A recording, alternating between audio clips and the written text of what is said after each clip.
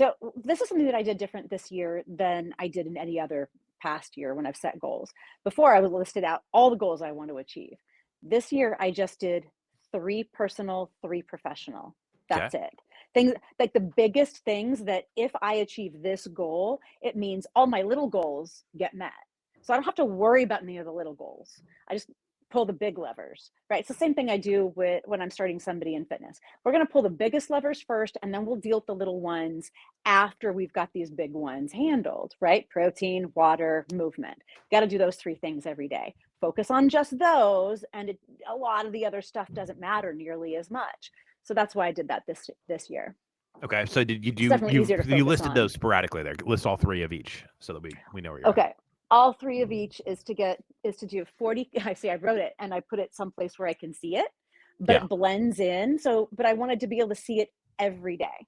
So 40K a month of MRR. I want to upgrade our software, MRR. Not everybody's gonna know what that is. So it's monthly recurring revenue, monthly correct? recurring Yeah. revenue, and publish a book. And then my personal goals were compete, travel, and Yeah. move my residence. Mhm. Compete, travel, and move. Move Oh, my residence. Yeah. okay. Well, it's California. That It's can't be time that to hard. I move. mean, prices are probably rock bottom. You Oh, can get a nice 30 by sure. 30 storage unit to live in for $1 million. Right? Yeah, Yeah. yeah. Well, by the way, Allie a couple times has tried to convince me and my wife to move to Southern California, and I'm like, I am so hillbilly. I hope that you and Chris are prepared to be my only friends. Yeah, we can be. Yes. But you know what? There's a lot of space to go be hillbilly in when you want to be. Chris is like his goal is he wants to do a 50K again. Yeah, a Not a 50K run run, hike. walk. Yeah, hike. Okay. He did it before and he said and he didn't finish it because he was in so much he did a 50K with 30 pounds on his back. And just the weight of the backpack was digging into his shoulder so much he was in so much pain that he finally collapsed, I think 2 miles short or something like that. So he wants to try it again, but he was over 300 pounds back then. So this time he'll do it 100 pounds lighter. Dang. Go to in the mountains. Well, there's lots of little ones around Yeah. here. Lots of Yeah. space in California. You'd be surprised. It's Okay. only LA that's jam packed and San Francisco. The rest of it, But there's a shockingly amount of broad space in California. Um, by the way, yeah, I will. If you are out that way, the one of the best parts of California is the stuff between LA and San Francisco. I mean, and San Diego, which is where you live. You live in Orange County. Yeah. But all those little hmm towns and stuff are super dope. So, Yeah. I'm not dissing the whole state. I'm just pointing out the fact that your governor won't let me bring in a lot of things that I currently own in Missouri that are legal. Let's put it that way. Oh, he won't let you bring it in? You just have to Yes. register it. It's okay. You're like, but we don't register anything in Missouri. I'm like, yeah, it's okay. That's what's so funny because he sits there and he pontificates about uh, we need tighter gun control. And I'm like, dude, it's about as tight as it gets in California. What are you talking about? You've yeah. already got plenty of gun control. Right? You just Missouri need to get is out of California. Please leave our state. You are it is not good for our state. I don't know how to help you there. But your 3 personal and 3 professional goals because we only got 13 minutes left. hmm Not that I don't have a lot of things to say about Gavin Newsom, but what are you measuring on a daily basis on this or So we have a weekly? scorecard that we set up, Yeah. and the input scorecard and the output scorecard. So the input scorecard is what are the things that we're doing to move the needle? And then the output scorecard is how are those things actually turning into results? And so the results scorecard is really just cash flow, right? Just how much cash are we collecting each week? And how are we growing in terms of, and so I used it as follower count on all the different social media platforms because eventually that turns into dollars if you're converting them right. So I looked at follower count and cash flow. Those are the only 2 metrics I need to worry about on my results scorecard. And then what are the things that we're doing to move that needle, right? Content, phone calls, right? Yeah. Fulfillment, all of those things. But Yeah. we started off with 2 scorecards. I think that you guys have this built in, and I'm doing it, but almost everybody, if you're trying to do something full time, you're trying to do it on the side, an hour of calls or an hour of content every day. Mhm. Every day. Shut everything else down. Stop replying to emails. whatever, just do outbound, or figure out the stuff, figure out how to do SEO, figure out how to do your social channels, Mhm. and do an hour. Like Yeah, build whatever your else has net so got you going can on. cast it. What's that? Build your net so you can cast it. Yeah. Cast your net. Yeah, and Mhm. myself included, it feels very, there's a lot of other things could feel urgent, Mhm. especially the first couple years. Sales is the only thing that's urgent. Well, and I was telling Chris this the other day. I'm like, there's really only two number ones that you need to focus on, right? So if you're thinking, okay, all out of all the things I could do, Ellie, what are the things that I need to work on? I need to focus my attention on right now. There's only two things: cash flow and your fitness. So it's the blood flow of your life, right? Yeah. Your cash flow and your blood flow. That's your Well, lifeblood. and I was about to say, oddly enough, I was about to say that businesses really only, for the most part, really only die when they're out of cash, right? Hmm. When they just get Yeah. too cash strapped. I mean, Hmm. or like you started it and you die, Hmm. like the That's cash right. dies or you Those die. those are the only two things, right? If you have no health, you can't create any cash flow. If you have no cash, it's going to take a big toll on your health. So those two things are the most important things to focus on every single day. Once those are handled, or in the process of being handled, right? So my fitness is done for the day. I don't have to think about that. I can focus solely on cash flow.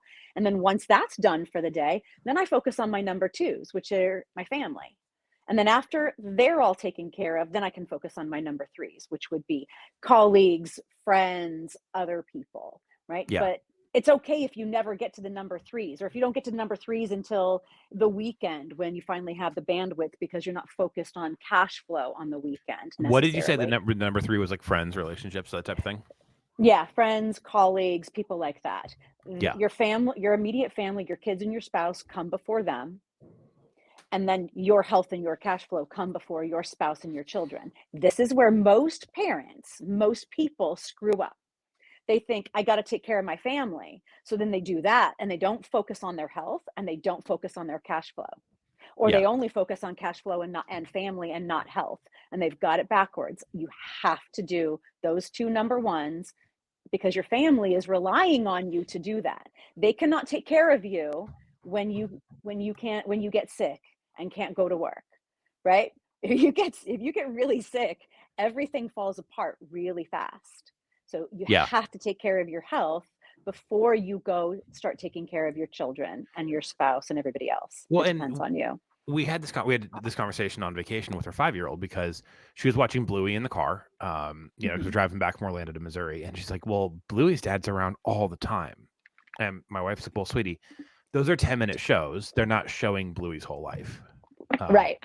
That's Also, good. Bluey's Good a answer for freaking her. Australian dog. Um, so, none of it's real, but Right. it feels real in the preschool stage. Yeah. And, Did she that, understand that? um I've seen so many people, and I've had clients say this, where I'm like, okay, you were supposed to get this done so we can move this Mhm. project. It's like, oh well, my family needed something, and cool. I guess you have a lifestyle business. You're never going to grow. Why are you talking to me? Like, I don't work with clients that are trying to take small steps. Yeah. I get it. Like, there was some kind of like, and there are true emergencies, but those have to be the exception and not the rule. If they are weekly, they are not emergencies. They are misprioritizations. Mhm. That's right.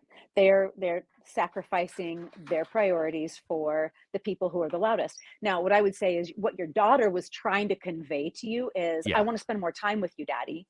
Yes. That's all she was saying. Yeah, yeah, yeah. And we do. I mean, I'm pretty plugged in. I would say that millennial parents really have tried to counter program like how much our baby boomer parents overall just were absolute garbage.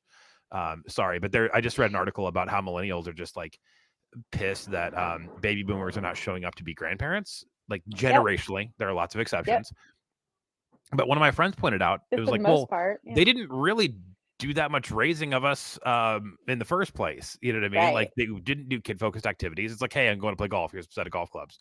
Don't talk. I'm Mhm. talking to my friends. Right. Right. And so, I've put a lot more energy there. And one of the things I realized is that, like it is sort of business, family, friends pick two.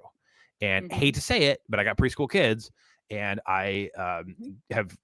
I've got to work a lot. The thing that's going to have to fall off, unfortunately, is I just don't have, and friends. like I am the most social person. And at this stage of Mhm. my life, I don't really have that many friendships that are very active. I've been in Yep. freaking 17 weddings. I got so close to having a romantic comedy based on my flippin' life in my 20s, like because I had tons of time to hang out. When you thought Right. that being busy meant like, well, we're going to dinner this night and I'm going to see a band this night with this friend and I'm going to go see a freaking movie on Saturday. And so I'm busy. No, you're just social. That's not really busy. Busy is being up at 2 a.m. doing the freaking laundry because you got to go on vacation. Like that's Mhm. busy. And returning client emails while you're putting stuff in the dryer.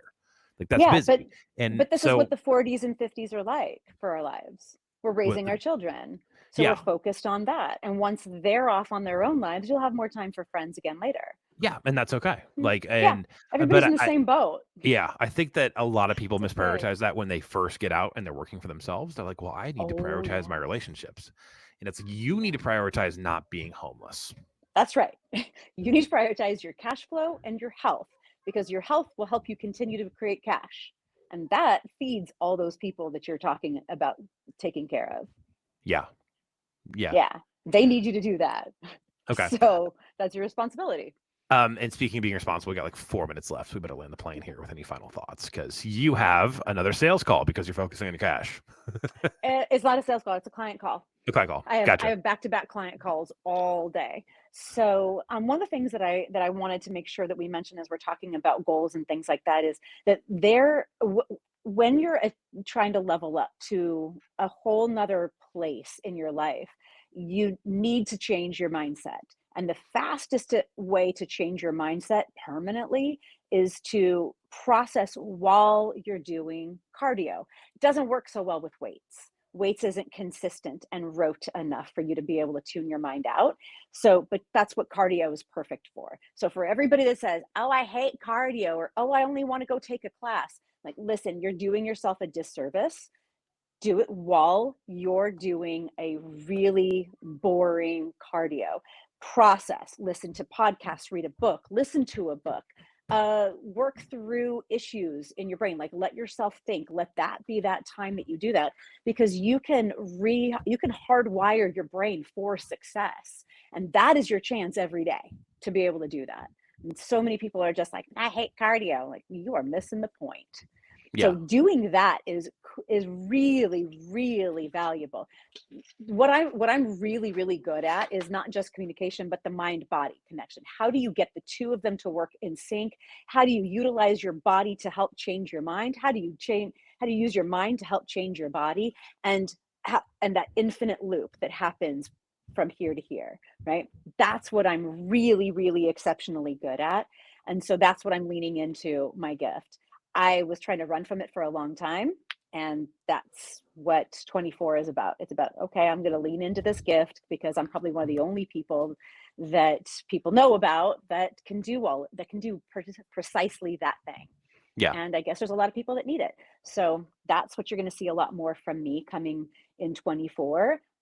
But this is why, because I have been doing that for decades. I've been doing that one little hack for decades. And I went from somebody who didn't know what the heck they wanted to do with their life to very clear path forward and leaning into my gifts. And I've changed my mind about, I've learned a whole lot on the step mill, right? Financial stuff, leadership, focusing on communication, focusing on all of the aspects of our lives that we need to improve upon. It's almost exclusively taken place while Yeah. I was doing cardio. Yeah. I that's and I have kind of lived in a different space on that in my 20s and kind of early 30s before I had kids. When I was doing a lot of road biking, it was Hmm. like lonely stretches of the Midwest, nothing but cornfields. Hmm. Some of the best times with myself, right? Yes. And now it looks a lot Yes. more like hiking with a toddler on my back because like that's the Cool. time that I've got, right? Great. And that is the best spot for me. Like I do Hmm. better outside of a gym for that Cool. stuff. And you know, I kind of find that. And so basically money, health, go do that. She's Allie Covington. If you want to get somewhere fast this year and you want to actually make sure it happens, get a coach. That's the coach you want to get right there. My name is Seth Towerherd. I run a company called Mang Solutions. If you like what is going on here and you're one of those people that says, I know I've got something to say, we can help you get a podcast going that does what we did, which is get 10,000 Mm. views in the first week. We can help you get a book out there, and we can make all that stuff profitable so that you're getting more customers and you're not just throwing money down a pit. And you got to go do a coaching call in about 30 seconds. So any last words, then we got to hang it up. Nothing. I'm excited for all of us for 24. This is going to be a really, really great year. Yes, and don't forget, kids, communism ended because Rocky defeated it in solo combat. That was the main takeaway. All right, see ya.